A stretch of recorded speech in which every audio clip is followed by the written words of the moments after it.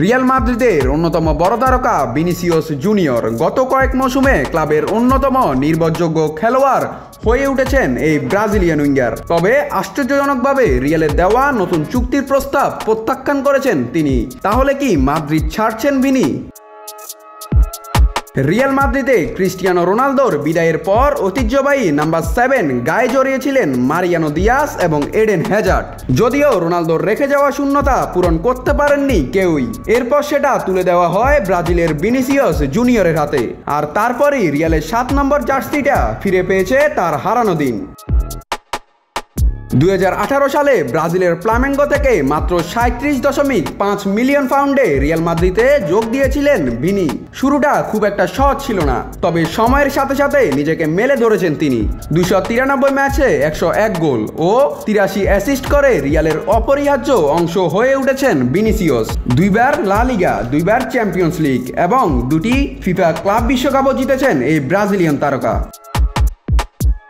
Brazilian এই superstar 2022 সালে তার বর্তমান চুক্তিতে স্বাক্ষর করেছিলেন। এই চুক্তি 2027 সাল পর্যন্ত চলবে এবং এতে একটি বিশাল 1 বিলিয়ন ইউরোর রিলিজ ক্লজ রাখা হয়েছে। তারপরেও অবশ্য রিয়াল তাকে নতুন চুক্তির প্রস্তাব দিয়েছে। মূলত চলতি গ্রীষ্মেই ক্লাব ছাড়া নিয়ে গুঞ্জন ওঠার প্রেক্ষিতে এই প্রস্তাব দিয়েছিল লস ব্লাঙ্কোসরা। তবে স্প্যানিশ সংবাদ মাধ্যম রেলেভো এবং দ্য অ্যাথলেটিক জানিয়েছে রিয়ালের প্রাথমিক চুক্তি ফিরিয়ে দিয়েছেন ভিনিসিয়াস। মূলত ভিনি তার বেতন বাড়াতে চাইছে। ব্রাজিলিয়ান তারকা এমন অঙ্কের বেতন চান যা তার বর্তমান পারফরম্যান্স এবং বিশ্বসেরা খেলোয়াড়দের একজন হিসেবে তার মর্যাদার সাথে সঙ্গতিপূর্ণ হবে। ব্রাজিলিয়ান এই উইঙ্গারের বর্তমান বেতন প্রায় 12.5 মিলিয়ন পাউন্ড, যা গত বছর পিএসজি থেকে আসা কিলিয়ান এমবাপ্পের বেতনের সমান। এমন সিদ্ধান্তের কারণে ভিনির ভবিষ্যৎ এখন প্রায় অনিশ্চিত। তবে গুঞ্জন উঠেছে সৌদি প্রো লিগের ক্লাবগুলো ভিনিসিয়াসকে বিশাল অঙ্কের প্রস্তাব দিতে চাইছে।